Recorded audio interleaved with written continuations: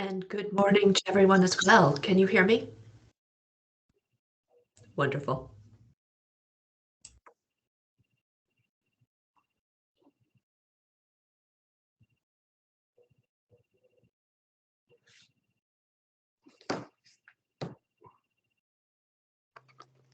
This is Commissioner Lawson. Can you hear me?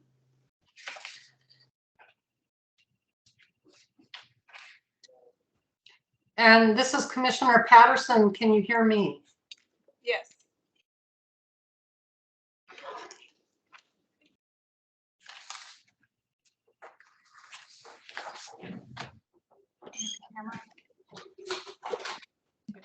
Oh.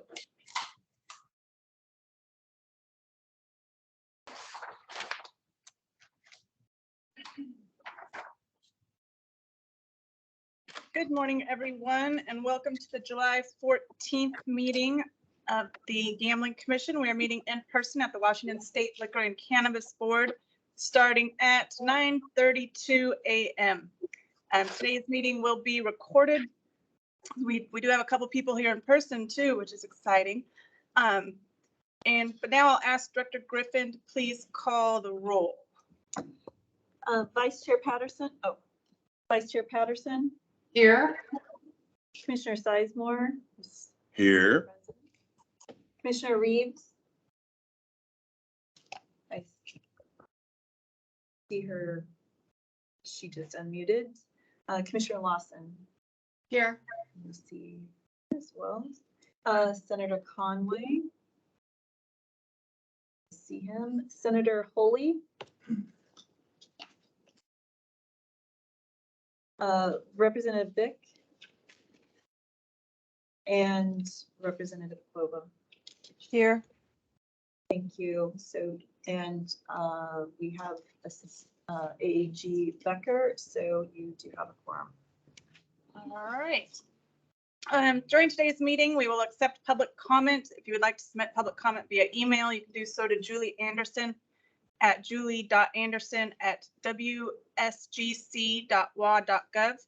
If everyone could please stay muted throughout the remainder of the meeting, that would be great. If you do have something to say during public comment, you can go ahead and unmute yourself, provide your comment, giving your name, your contact information, and who you're representing, and then after your comment, please mute yourself again.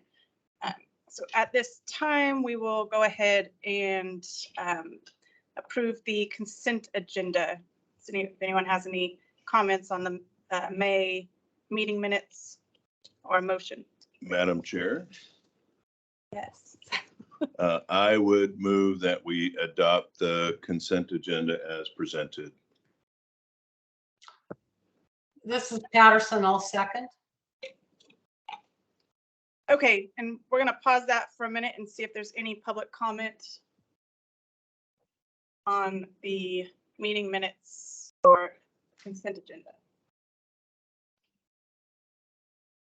Julie, do you have anything? Nope.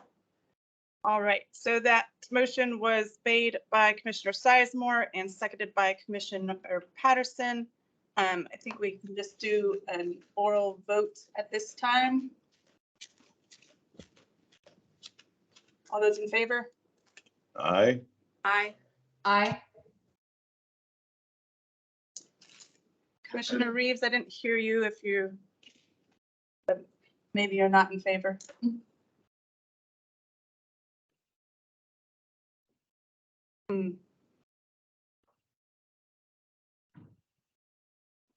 All right, we got a thumbs up from Commissioner Reeves on the screen.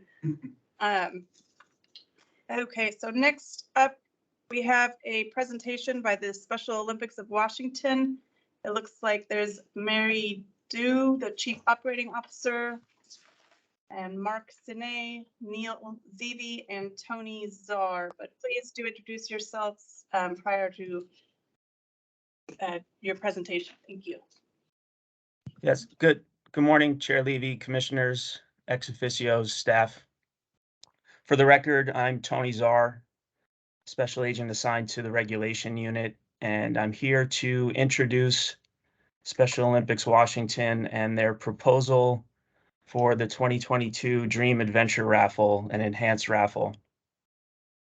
Details of the proposal are included in tab 2 of your commission packet and will require action today.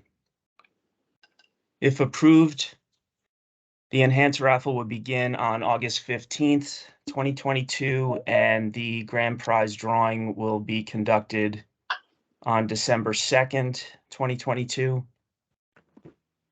Special Olympics Washington operated an enhanced raffle earlier this year. The grand prize drawing was conducted on May 13th, and commission staff were present at that drawing. An independent audit has been completed. We have not yet reviewed the audit, and we are gathering final documents with respect to that prior enhanced raffle as well. Having said all of that, I would like to introduce Mary Doe, the Chief Operating Officer of Special Olympics Washington, and Mark Sine, the Vice President of Accounting and Administration at Special Olympics Washington, and I will remain on the line in case anyone has any questions for me.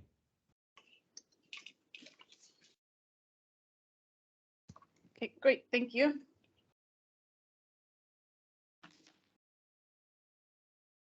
Good morning. This is Mary Doe, Chief Operating Officer for Special Olympics Washington. Thank you again for allowing us to be here today, allowing us to have a wonderful raffle that's really been able to support our mission for Special Olympics Washington, which is to provide year-round programming and initiatives to people, children and adults with intellectual disabilities. As Agent Shar said, this is an additional raffle. It's a small raffle that we're looking for approval for later on this coming up in this upcoming month. This raffle does not include a house, similar to the first raffle that we've done over the last decade. This one is the Dream Adventure raffle. Includes cars, trips, and cash prizes. And really, kind of the gist of this raffle will to allow us to further our program delivery and reach. We've got a theme or motto in the last couple years around rebuilding, reimagine, and reigniting. And that is really 3 tracks that Special Olympics Washington is really doing right now as we try to rebuild our programs post-pandemic, reimagine the work that we can do to continue to reach more athletes and constituents and volunteers throughout our state, and reignite that excitement and community that Special Olympics provides for so many of our constituents across the state. So with that, would love to open any questions around the previous raffle that we held, as far as questions around this upcoming one. All right, does anyone have any questions? Commissioner Patterson. Oh, Commissioner Patterson?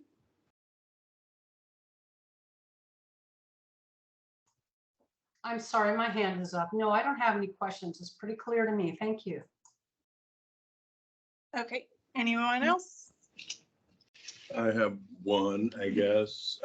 Welcome back. Hi. Good to see you. Thank you.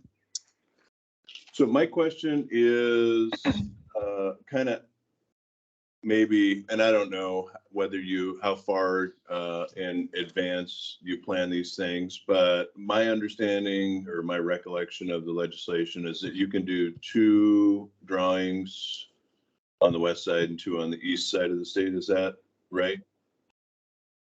That I believe is correct. Okay. So some years you are planning on doing 2 houses. This one is the adventure instead. I mean, can you kind of describe to me the thought process there? Yeah, for sure. So this, the plan is to really only have the 2. So one, the enhanced raffle that would include the house, and that would normally take place in January, kickoff in January. So we'd come back to you in probably a month or so here. And then this Dream Adventure raffle that would not include a house. There is no threshold for the second raffle. And I think just to kind of kind of expand on some of the things that I had mentioned earlier is really to be able to kind of build that base. And it is a lower ticket threshold, or I'm sorry, lower ticket price in comparison to what the house raffle was, which was $150. The Dream Adventure raffle would be $50. So that'll allow us to do a couple things, is to reach folks that may have not been able to participate in the house raffle, and grow our participant base, which would then again in domino allow us to engage more folks into the mission. Have a Two follow-up. raffles, yes. Yes. As far as, you know, the hopes of generating revenue, do you think that the kind of percentage of money that goes to the cause will be similar in this versus the house raffle? And you know, kind of how do you kind of hedge against I would imagine the expenses are pretty similar for the house, but your total revenues or from ticket sales are probably certainly going to be lower. Or do you feel that won't be the case? Sounds like that's a question for me. Hi, I'm Mark, VP of Accounting and Administration. The thing about this Fall Dream Raffle is it has a lower cost. There's a higher return. Typically with the house raffle, we're averaging over the last few years like 32% return to SOA. Whereas the house raffle right now, I mean the fall raffle as we budgeted is 50% return. And also the threshold for break even is obviously much lower. So we only need to sell 6,000 tickets to break even. And since we have fixed costs for the prizes, we know exactly what our expense is regarding giving the prizes out to the ticket winners. So it's, you know, 20% more return, a lot less work on the staff. And yeah, and it's just it's an easier raffle, especially because we have more knowns than the unknowns, which is the case with the house raffle.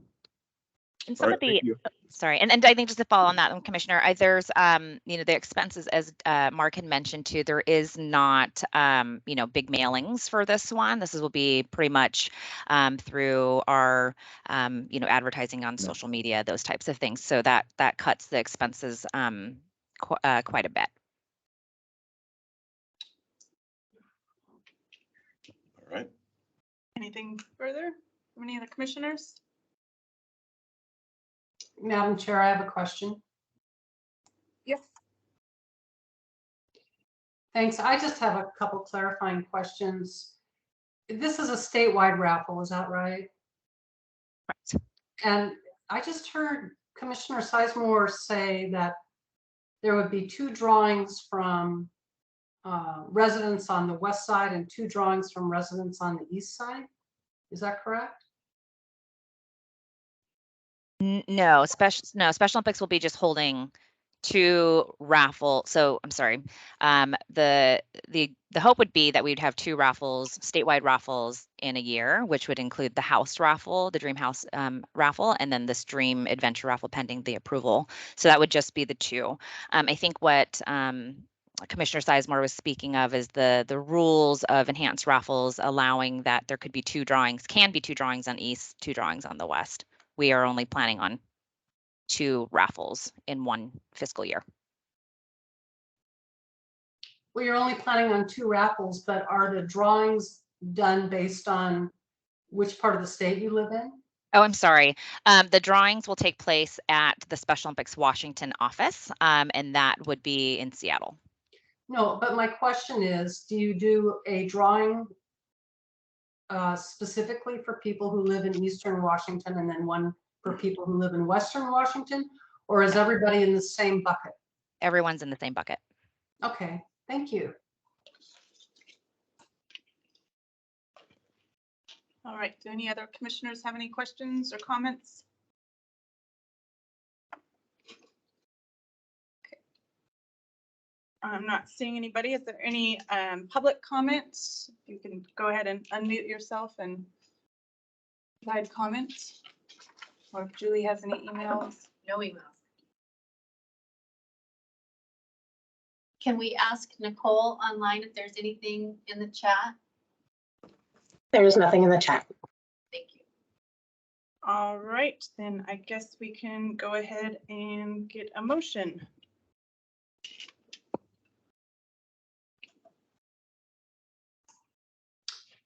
Madam Chair, Yes, this is Commissioner Patterson, and I move to approve Special Olympics Washington to conduct a Dream Adventures raffle as presented just now by staff. I would second that. okay, we have a motion approving the Special Olympics Washington by Commissioner Patterson, seconded by Commissioner Sizemore. We can go ahead and do an oral vote here. All in favor, say aye. Aye. Aye. Aye. Aye. All right, the motion passes. Oh, so next up, we have a petition for rule change. Jess Losi, our acting rules coordinator, and Jess, can you tell me if that's the proper way to pronounce your last name? Yes, that's correct, Chair. Great, thank you. Go ahead. Thank you, Chair, Commissioners, ex officios. For the record, my name is Jess Losi. I'm a special agent and the acting rules coordinator. You can turn to tab 3 in your commission meeting packet. Corey Lowell of North Shore Senior Center in Bothell is proposing to amend WAC 230-06045 to allow an organization with multiple physical locations to operate bingo games under one license. North Shore Senior Center is a nonprofit organization with 3 physical locations in Bothell, Kenmore, and Mill Creek. The Bothell and Kenmore locations are in King County, and the Mill Creek location is in Snohomish County. North Shore Senior Center currently has a bingo license associated with the Bothell location, and they would like to operate bingo at the Kenmore and Mill Creek locations under the same bingo license that was issued to the Bothell location. The petitioner feels this change is needed because WAC 230-06045 currently restricts bingo licensees to conducting bingo activities on the licensed business premises only. The petitioner feels that since the Kenmore and Mill Creek locations fall under the same organizational umbrella as a Bothell location, they should be able to operate bingo at the other 2 locations. Staff has a policy concern related to RCW 9.46.0205 that defines bingo in part as a game conducted only in the county within which the organization is principally located. Within that same RCW, it defines principally located as the organizations shall be deemed to be principally located in the county within which it has its primary business office. North Shore Senior Center's primary business office is at its Bothell location in King County. The Mill Creek location is in Snohomish County. And since the Mill Creek location is not in the county within which the organization is principally located, a license could not be issued to the Mill Creek location to conduct bingo. Staff recommends denying this petition due to the restrictions in RCW 9.46.0205. Staff suggests that the licensee seek legislative support to change the law to allow what they're proposing. And I'd be happy to answer any questions if you have any. I have a question. Go ahead. Good morning. So my question, and I pulled up the RCW and took a look at it. So I guess it's kind of a 2-part question. First of all, towards the end of that statute, it discusses provided that any organization conducting a licensed established bingo game in any locale as of January 1st of 1981 shall be exempt for this requirement. So I guess then maybe the petitioner could answer this. I'm curious if potentially that applies, that these folks have been playing bingo for a long time and maybe that would apply to this particular licensee. And then second of all, I guess for staff is, do we have any kind of understanding or even maybe conjecture on why the county line being such a critical aspect of who, whether there's a license over two counties?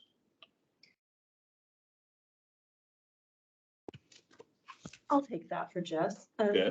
So, I think the other issue with this is that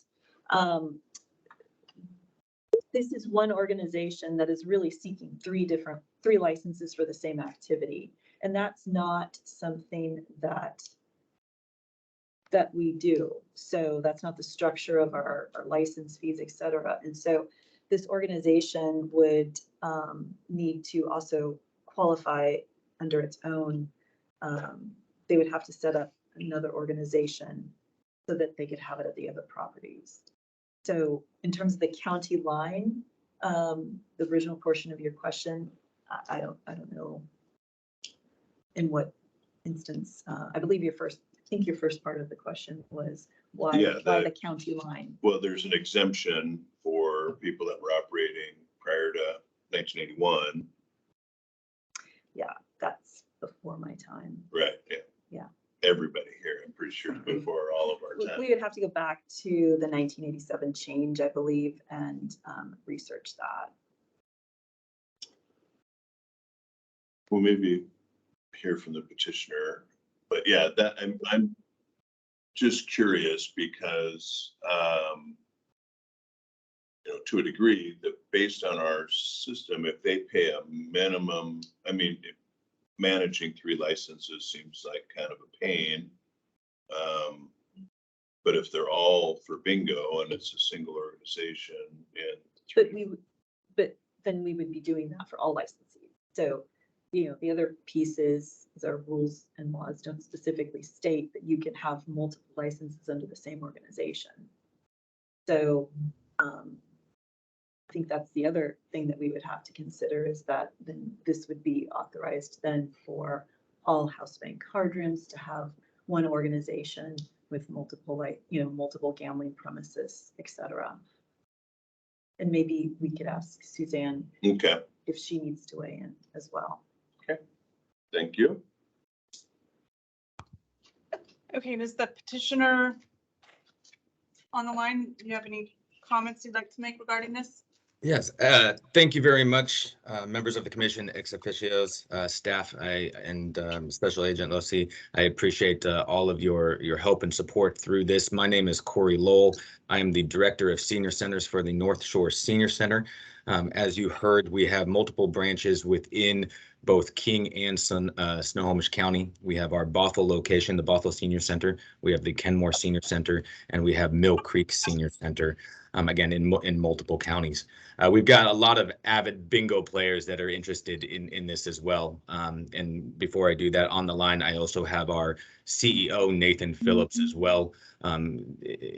He's available to answer any questions as well if you have any.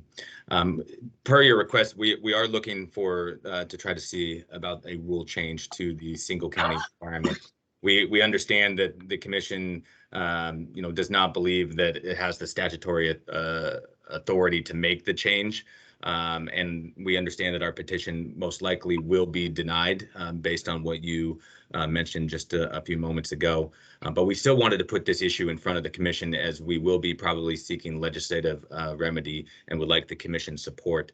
Our main facility, Bothell, does fall within legislative district number 1, which I understand is Representative Kloba's district. So we're hopeful that we can find some sort of solution that will allow our organization that we are a standalone nonprofit to be able to manage multiple licenses at multiple facilities across county lines.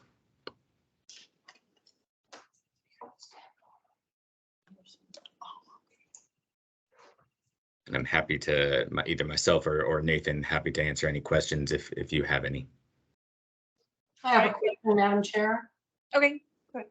So I was just curious if it doesn't look like we could make the change that you need here, but and that would be something you'd have to go to the legislature for. The reason why you are coming before us is that you are seeking our support in your effort to make this change. And I'm just curious if you could use yourself as an example. If the change were made, how much would that save?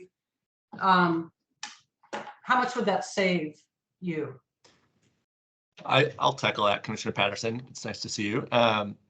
So I mean, approaching it from the senior center's perspective, and actually from our client's perspective, you know, many of our seniors just want to know that they want to be able to play bingo in their senior center. And it looks like under current statutory rule, we literally can't provide bingo at our Mill Creek site because we're officially organized in our headquarters is in Bothell. And so because we're serving a community that straddles the county line, we're unable to provide services across the county line. So we're looking for a remedy. It's not even a cost issue. We're more than willing to obtain more than one license if that's the right remedy, or provide services at more than one location if that's the right remedy. But we're just trying to address, you know, a lot of seniors coming out of the pandemic and want to get social again. We're trying to figure out a way to address their needs. And real Well- quick, Mr. Phillips, can you please state your name and your role within the organization? Oh, I apologize. I'm Nathan Phillips. I'm the CEO of the North Shore Senior Center. Thank you. So based on what I've heard here today, Madam Chair, this just sounds like an unintended consequence of our licensing policy, of the licensing policy as it is defined by the state legislature. Before I heard this, I thought maybe this was a money issue, but this is just an entity that wants to make it possible for their residents to be able to play bingo. And it seems like there should be some way that an exception can be carved out in the law to allow for that without disrupting our entire fee structure. I know the Gambling Commission doesn't have the power to make that change, but we certainly have a lot of good minds that could help these folks think about how to approach the state legislature or what a remedy might be. We might give them some suggestions on how they might. I don't think we can tell them what to do, but we might give them information if they need it. Let me just put it that way, and assist them in that way. Because this seems like a very reasonable request. And I don't think the legislature, when they agreed on that verbiage, foresaw that it would impact an organization like this in this way. I don't think they thought of it. Okay, and I see a couple of hands. I'm going to go ahead and allow Representative Klova to speak since she was called upon, and then we'll get to Senator Conway after that. Good morning. Thank you, Madam Chair.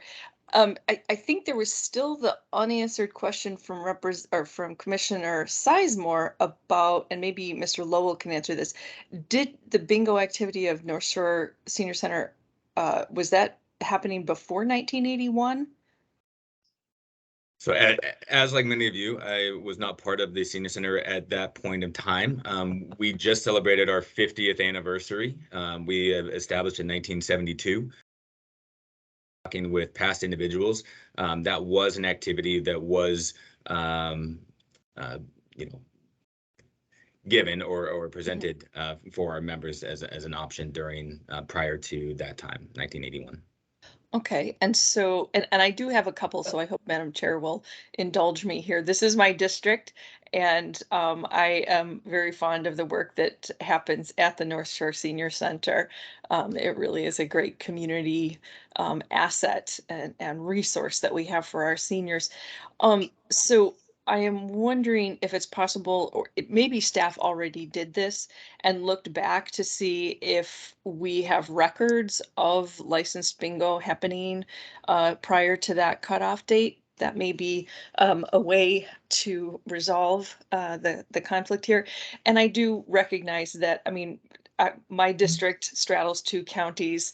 The city of Bothell itself straddles 2 counties. So these imaginary lines on the map sometimes cause trouble, and despite all of the good things that happen as you organize as a county.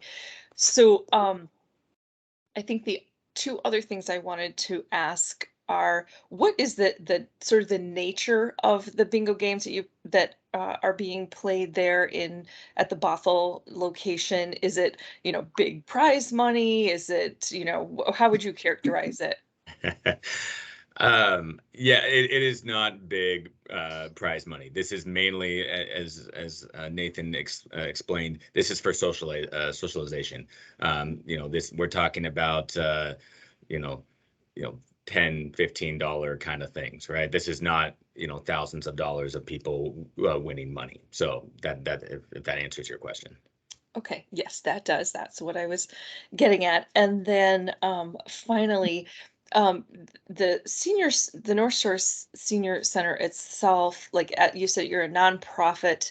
Is there, I know sometimes in setting up these kind of programs, there will be like a taxing district, and you draw the lines, however, and then that's a taxing district, and you provide the programming. Is North Shore set up in that fashion, or is it a non-governmental entity?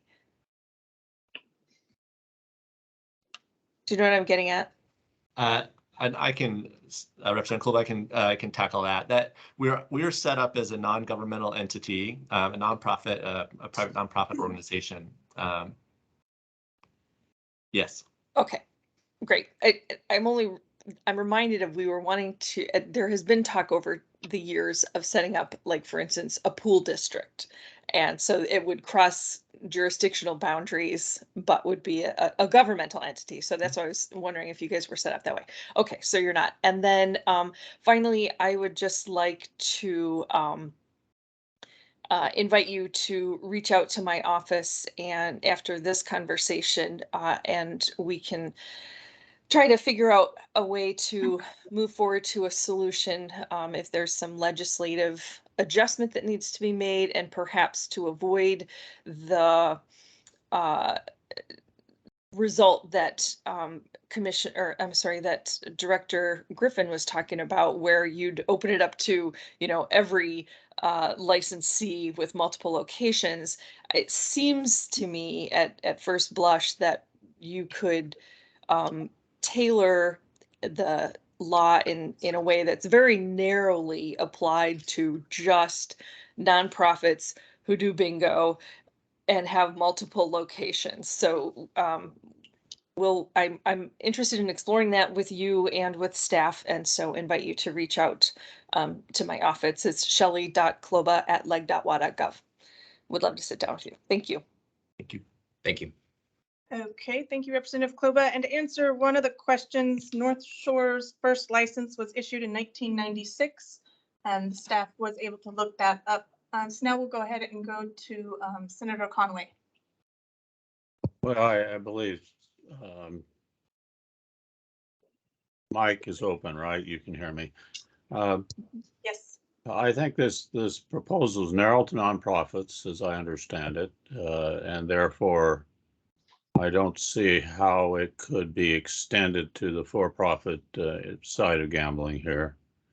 The only issue I have here for and certainly I'm supportive of this. It reminds me, we've had a lot of legislation. Last year we had another bill that came from our senior citizen community on gambling, and we ran into some frustration around it, and I hope that we remind ourselves of that that story as well. But I'm wondering if we narrow to senior groups as opposed to, we have a large veterans community in our state as well, and I could imagine that they might be interested in this as well.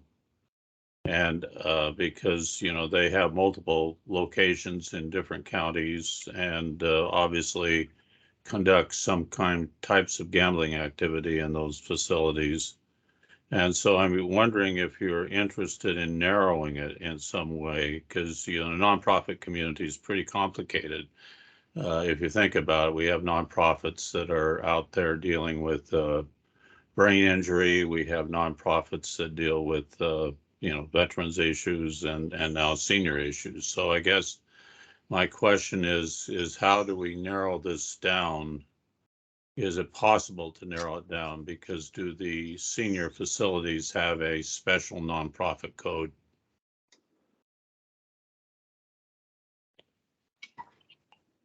Senator, I can try and address that question.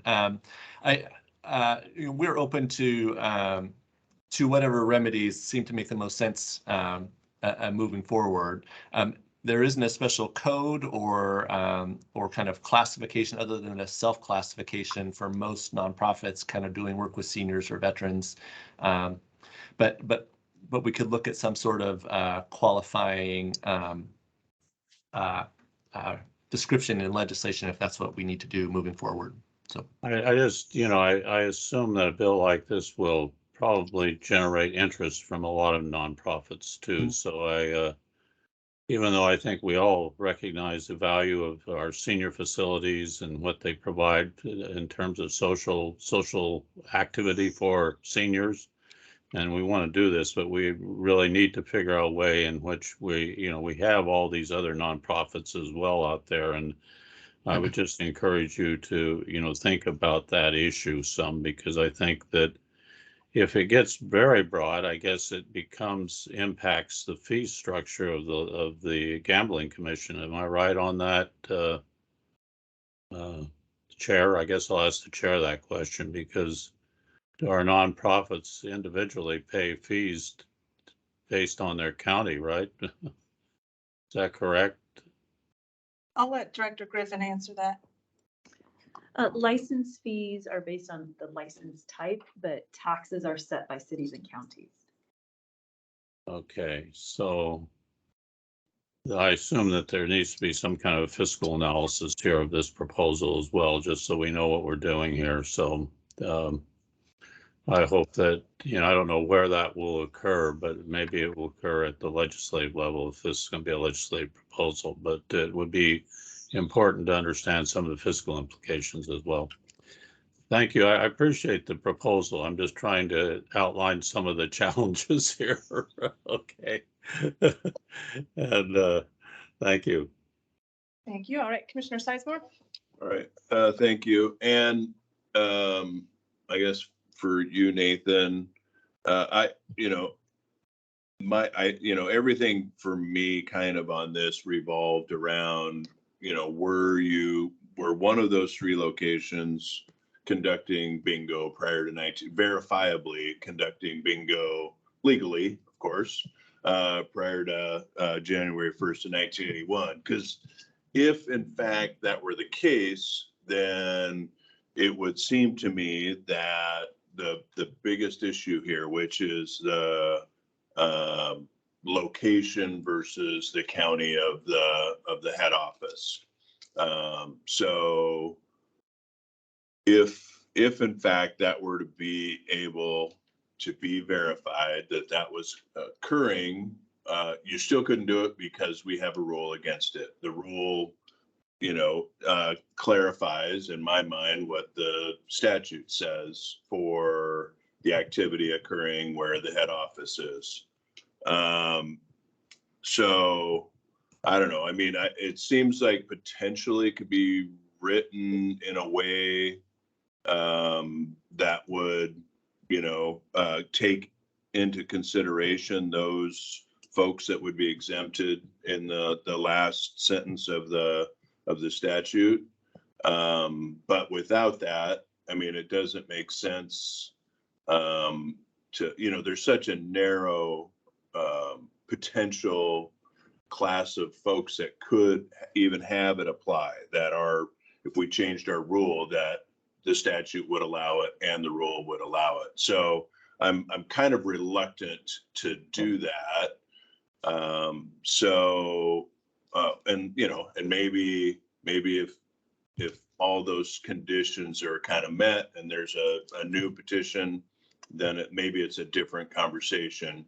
But I guess the second point that I'll make is that if in fact this ends up, and this is maybe just my perspective and a reminder, is that if it ends up being a legislative fix, I would strongly encourage your organization to work with the Gambling Commission's, legislative team to ensure that the way it's drafted works. So there are way less unintended consequences, because you could create language that seems very benign, but ends up being a big problem.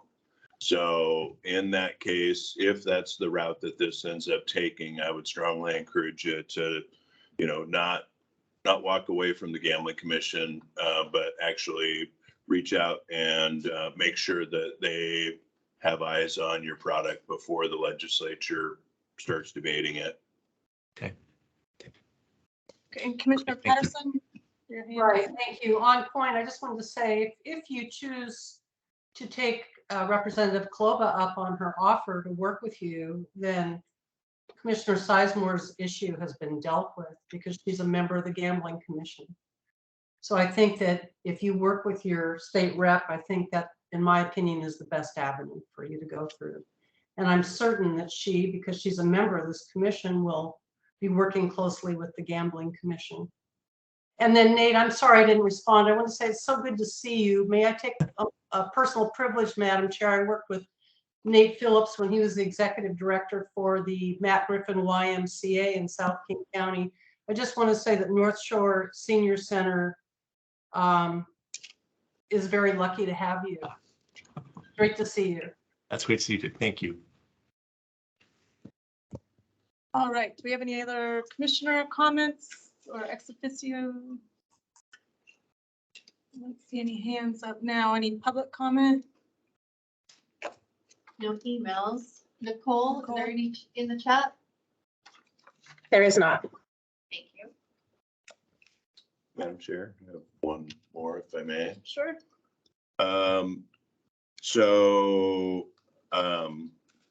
Corey and Nate, I guess, to you, and I don't know, maybe Corey unmuted for a reason, maybe has a picture of a license from 1978, but maybe not.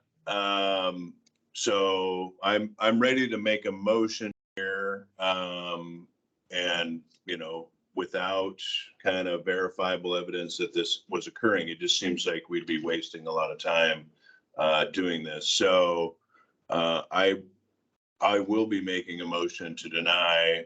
I guess prior to that, there certainly is an option to the petitioner to withdraw and do, take another course. If you feel like it's more valuable to have a denial by the Gambling Commission, I'm certainly welcome to do that. Realize that I'm supportive of, generally of the cause that you're behind here, but I don't think that we could rightfully do this today.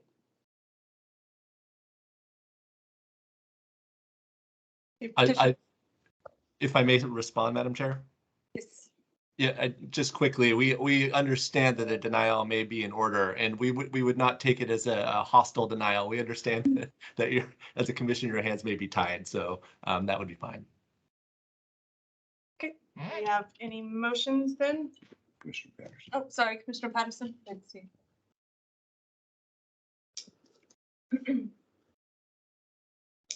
Commissioner Patterson, I think you're on mute.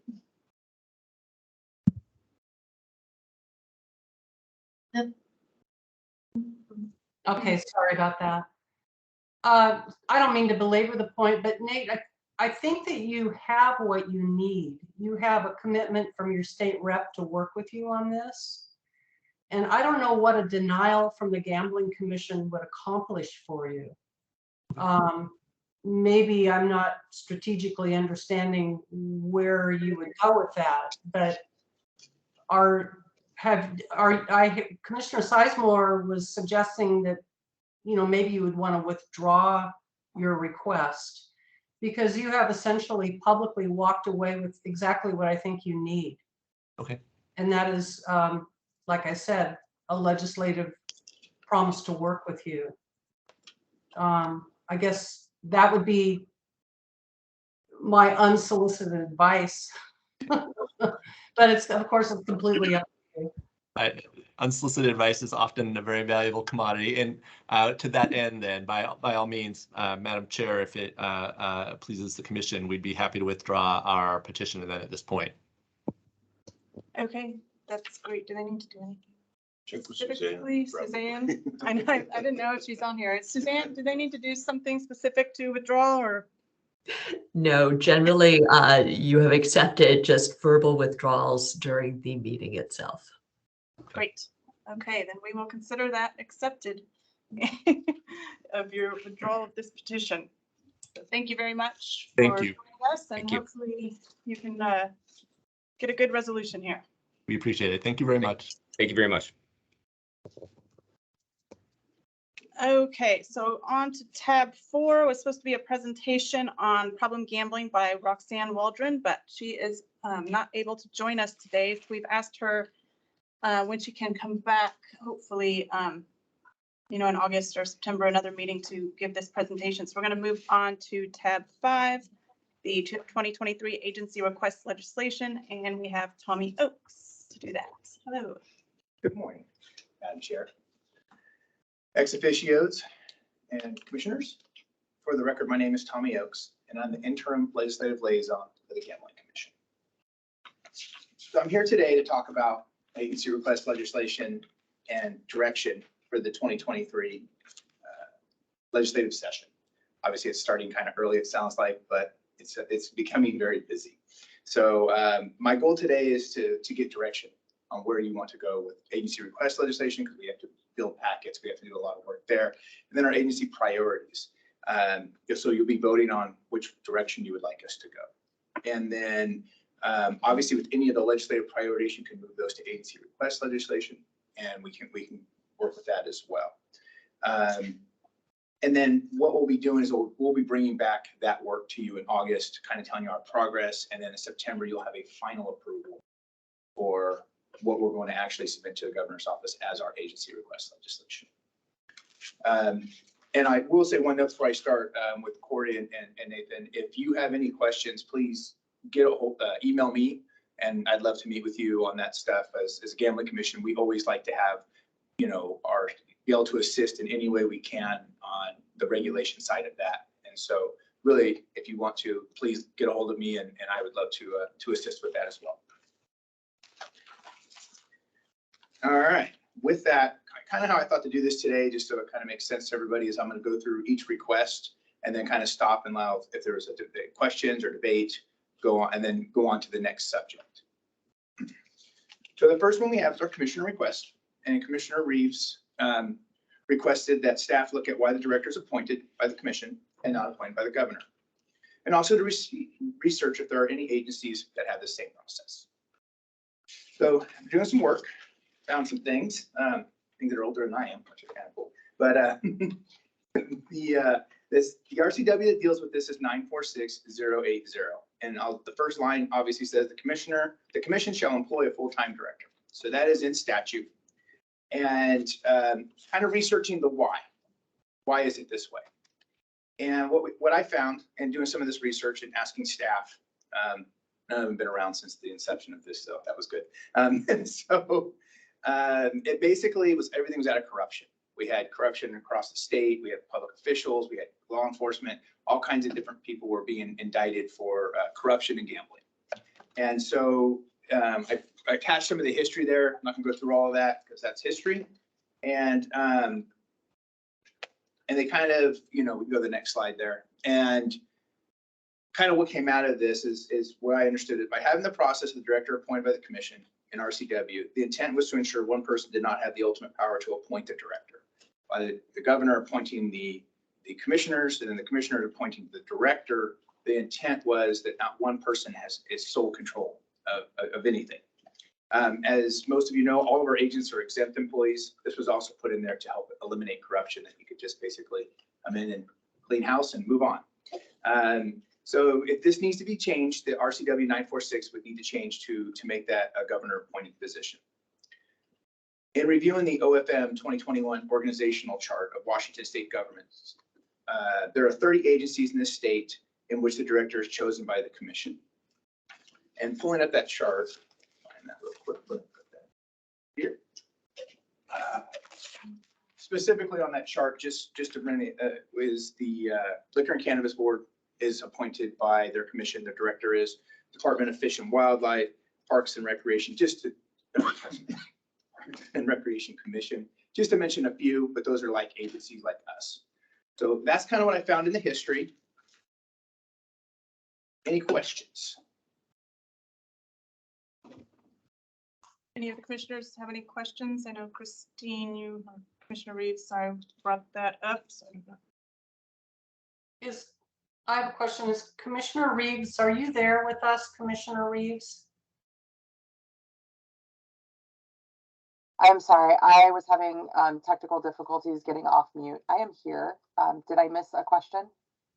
No, it's just that you brought up a topic that I've been, questioning in my mind since we went through a very long process of appointing our executive director last year, and that is, why are we citizen commissioners, why did the legislature give us the responsibility for this? And what are the pros and cons associated with us doing that versus the governor doing that? And I wondered what your thoughts were on this. I mean, I'm glad that you brought it up. I mean, you went through the process and it was cumbersome and it took quite a while. I'm wondering what your thoughts were on this. Do you think in the end it was a good process, or are you thinking that there's something that needs to be changed? Yeah, thank you, Commissioner, for that question. I would say that my initial inquiry into this specific process was as a new commissioner coming into the middle of a hiring process. It was important to me to understand why we do what we do the way that we do it. And then after participating in the process, wanting to ensure that we are being really mindful about how we are incorporating EEO best practices, equity and inclusion models, selection models, and what the ultimate outcomes of this process can lend itself to. And that's what really led me down the road to ask questions of Tommy and the legislative team as staff to understand why we do what we do, because I do think I had some concerns about the process overall, which I think I've expressed multiple times throughout that process. At this point, independent of my process concerns, my questions around why we hire the director the way that we do have been answered, and make logical sense to me, if that answers your question. Yeah, I'm really glad you asked the question, because I didn't know this. I didn't understand why we were given that responsibility until now either.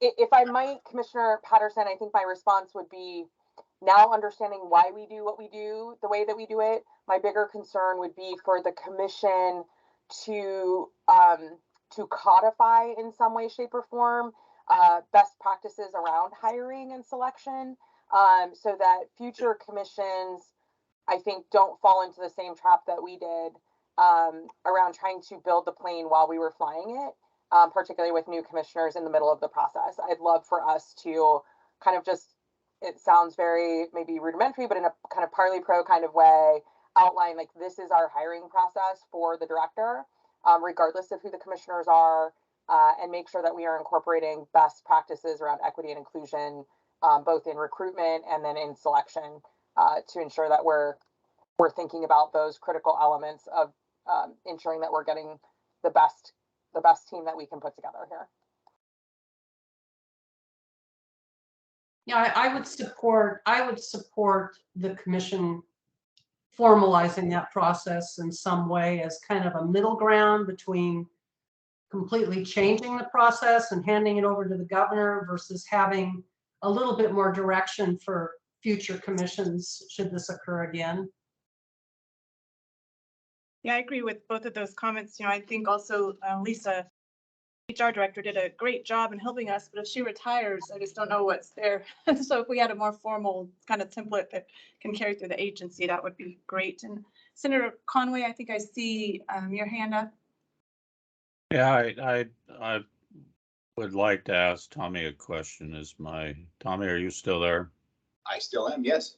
You know, the only agency that really has a lot in common with the Gambling Commission is the Liquor Board. Is the Liquor Board director appointed by the governor, or is that appointed by the commission? That director is appointed by the commission. So the Liquor Board also has its director being appointed by its commissioners, is that right? That is correct, sir. Okay. It just seems to me this is an interesting question that has really broader implications here in terms of government. I would think that obviously another issue that might be part of our conversation is the cost. Whether the cost is to the commission is another issue here of doing the appointment process as well. And, you know, it's interesting to me that if the liquor board has any number of licensees, as you know, much like the Gambling Commission.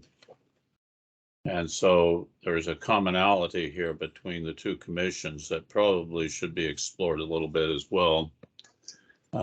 Because, you know, why would, you know, it's probably important here to get a broader look at, Tommy, if you could provide the research you've done on how these commissions, which ones actually are appointed by the governor and which ones are not.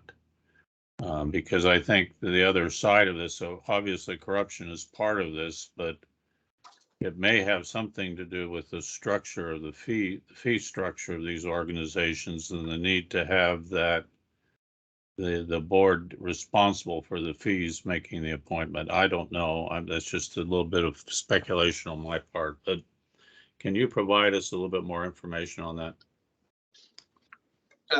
Sure. On The research, I guess, is what I'm asking for. Maybe I've been looking in my materials here on my phone. Maybe you've already done that, but if you have, would you just make sure I get that? Thank you. Yeah, Senator Conway, Tommy did look all that up, and I think he can probably email it to you so you can have some of that information, Director Griffin. Maybe we can put the link in the chat. Okay, yeah, we'll put the link to it in the chat there on the. I do apologize. I thought it was in the packet, but I guess it didn't go out in our packet, so I apologize. I have the actual OFM chart here on the boards. It's a two-pager. It's got two different sections. It's got governor appointed executives and then agencies under control council or commission. Some other ones that was like Department of Fish and Wildlife is on there as the commission appoints their director, and so is Parks and Recreation. So those are the ones I kind of highlighted as closer to what we do. CJTC, Criminal Justice Training Commission, also appoints their director. The commissions do. So those are a couple of the ones that I looked at that I kind of highlighted as kind of where we're at a little bit. Yeah, I you know, to some degree, it's an interesting question here, why some are and why some aren't. Yes, and very interesting. And part of the answer is what you gave us is history here, but part of it is probably something to do with the nature of the decision making in those organizations too. The one observation I make is that the commissioners themselves are appointed by the governor, so maybe that's the secret here to understanding it. So, all right, thank you very much. My question's answered. All right, Commissioner Reeves. Thank you, Madam Chair. I think I just really want to hit this point home, particularly having spent a lot of time talking to Tommy and the team about this issue, that I think that we really need to think about bifurcating the discussion between whether or not the director should be appointed or not, and really the process of hiring the director. I think, you know, to Commissioner Patterson's question, very, very comfortable now understanding why we hire the director the way that we do. Makes total sense to me. I still have concerns about the process. And so I think what led to this discussion was that trying to solve that problem. And so I would love for us as a commission, you know, to move forward with trying to address solving the actual problem of the process management piece of this, the selection piece of this, And I would just say, I would not necessarily be in favor of changing the way in which we hire the director at this point, given that we now have a better understanding that it is on par with what other agencies of our size and scope do, and really just focus the commission's time on addressing the process challenges. So, Madam Chair, if you have recommendations on how best to move that agenda forward, happy to make a motion or what you think would be best there. But I think that's the scope of the problem that we're trying to solve. Okay, and I know Commissioner Sizemore has a comment, but I don't think we necessarily need any motions during this part, just kind of opening the discussion, so we can probably keep this topic just moving forward on later agendas. But go ahead, Commissioner Sizemore. Thank you, Madam Chair. So my perspective on this is ultimately we got a very good product of the process this last time. So that's not nothing. So there, in my mind, there are two aspects. And so the first thing that I'll support and reinforce is the point made by Commissioner Reeves. I do believe because hopefully this doesn't happen for quite some time again, we ought to, and it probably is already done, we're just now talking about it at the commission level, we ought to memorialize, the processes that occurred this go around. And those of you that participated, I don't know if you did a debrief or any sort of accumulation of maybe recommendations for if I knew at the end of the process, or if I knew at the beginning of the process what I knew at the end of the process, here's what I would have done differently. So I think we have some other priorities that we need to do with HR, but I think this is also a high priority for that process to help make it easier for future commissions.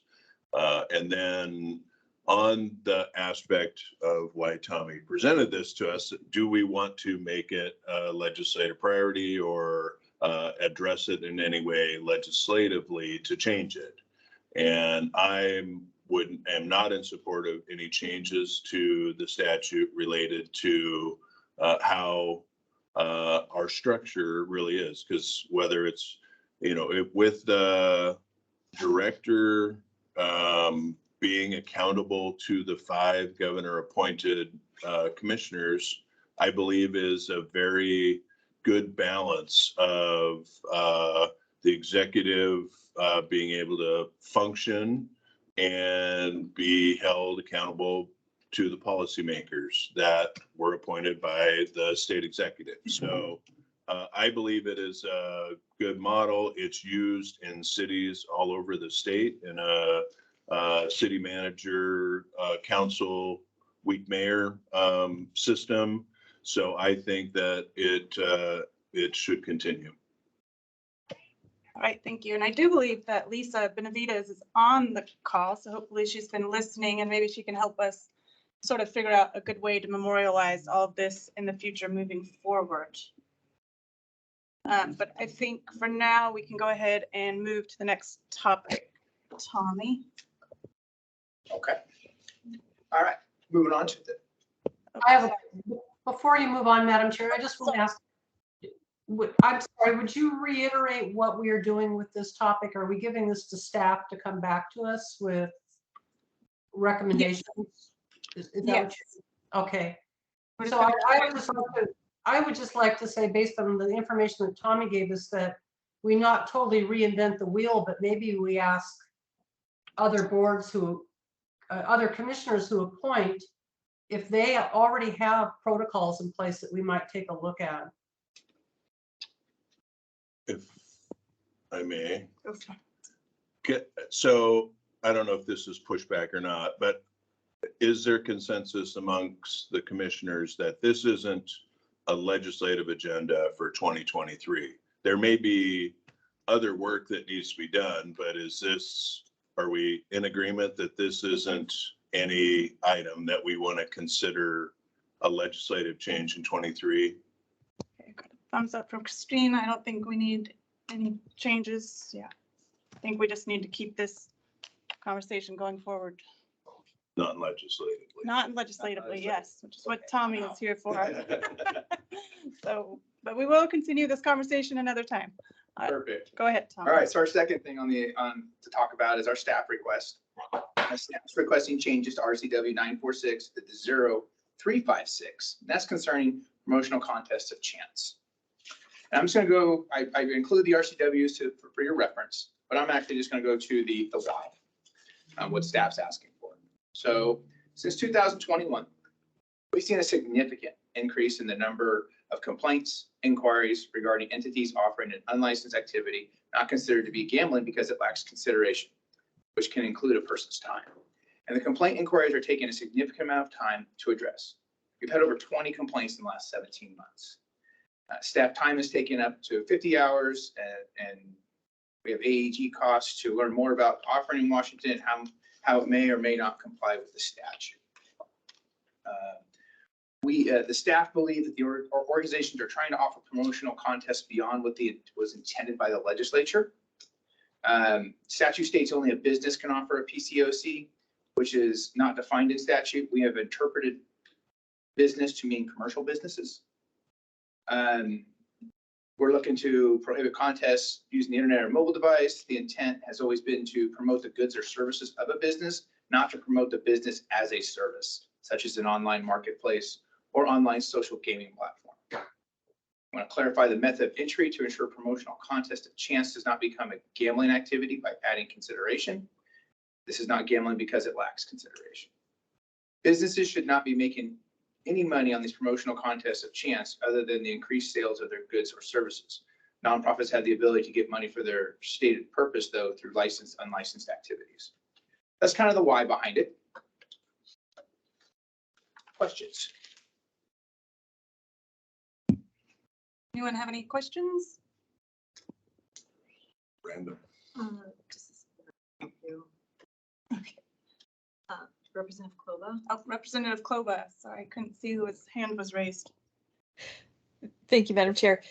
So in order for me to get a better picture of the types of situations this is dealing with, is it possible for either Mr. Oakes or our AAG to give a few examples, real life examples of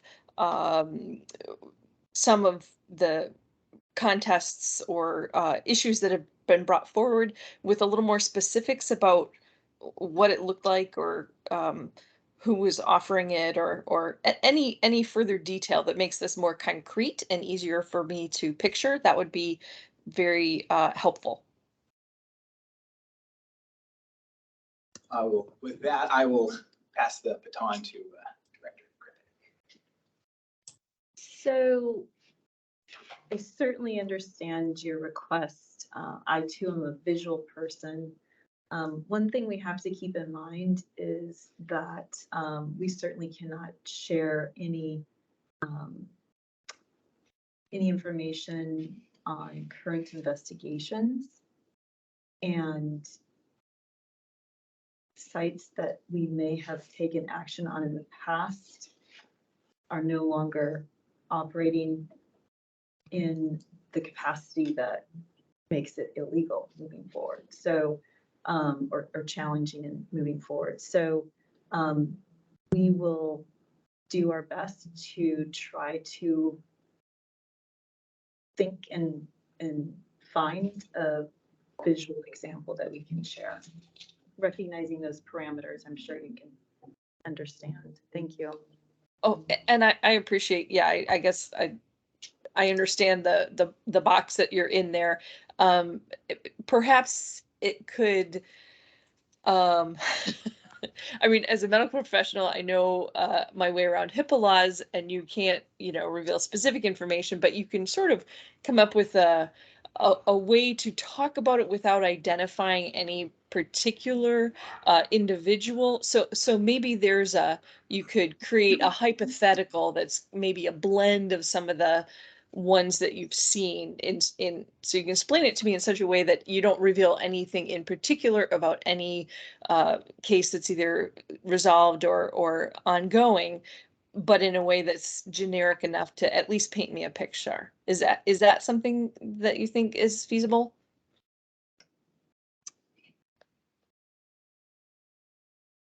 Yes.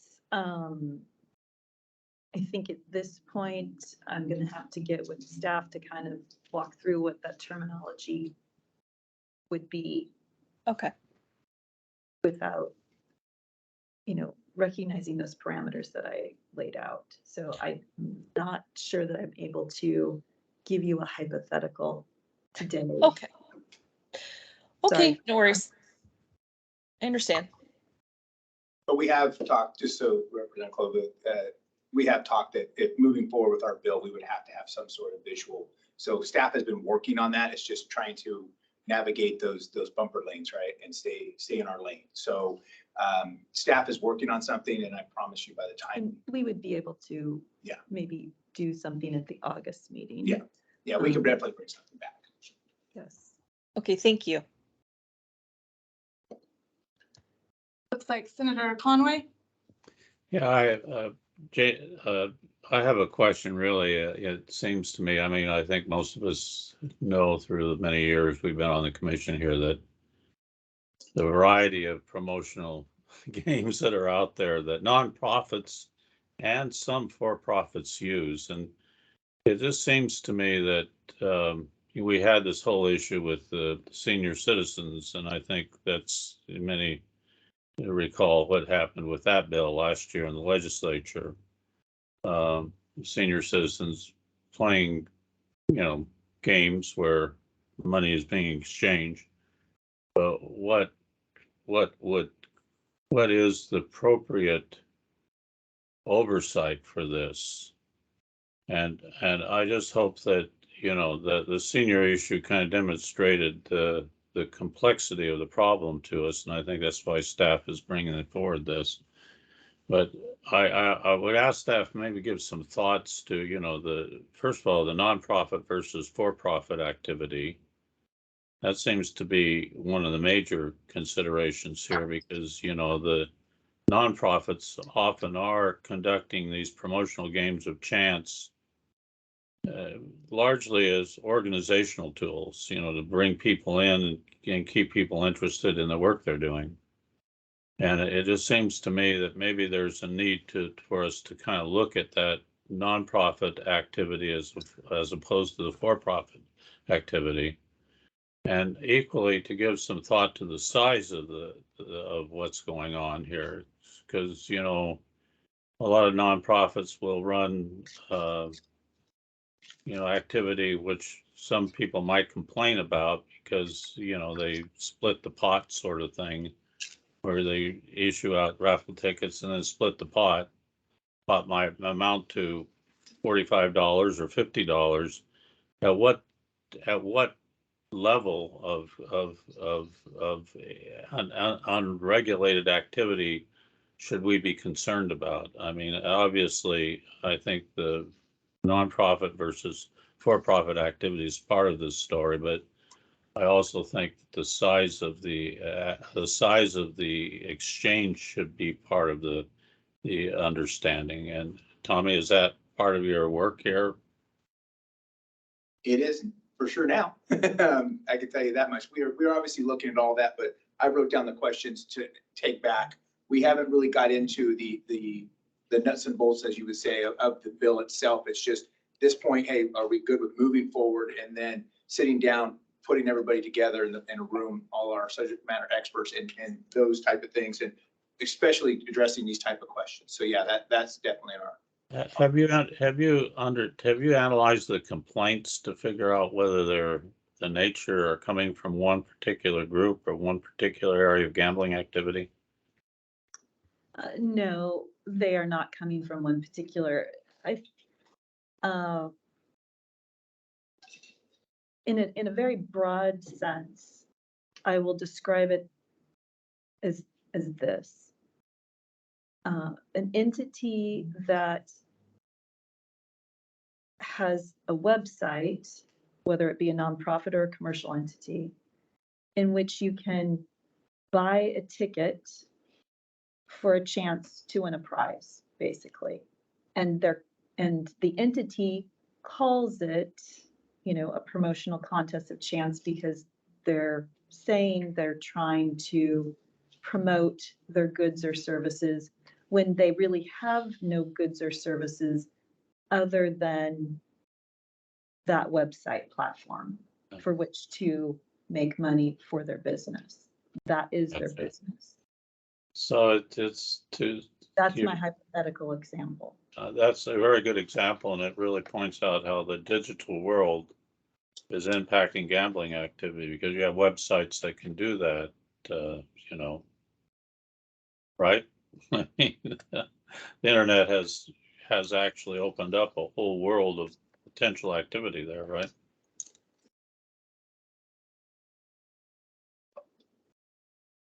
Commissioner Sizemore? Thank you. So, yeah, I think that there certainly is more detail to come on this. And for me, the bottom line is that our agency's getting flooded with complaints, expending hours in investigations, trying to figure out what's going on and whether it's being done right or wrong.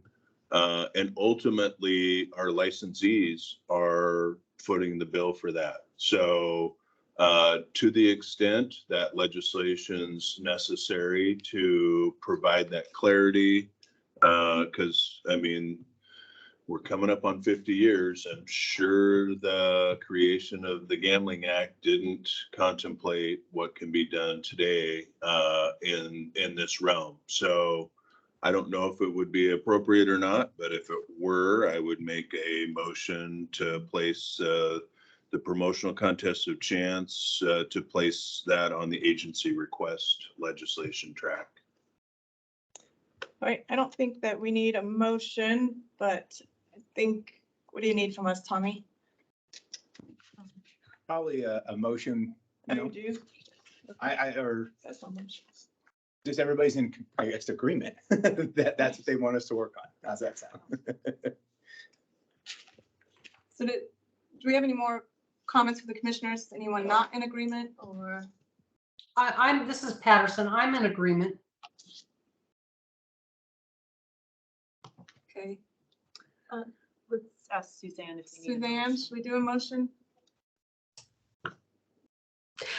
You certainly can if you would like, and especially if you do not intend for Tommy to come back to you prior to starting the commission initiated legislation.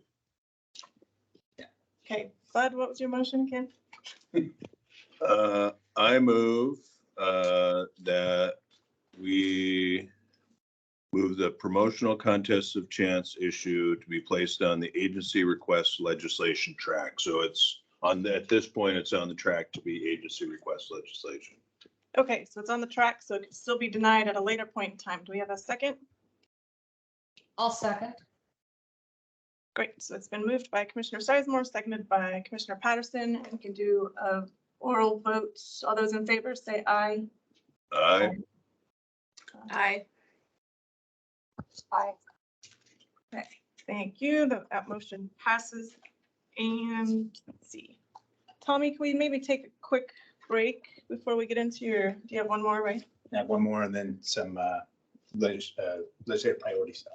Perfect. Why don't we take a 10-minute break so we can use the restroom or get water or whatever we need, and then we'll come back and finish this up. Excellent.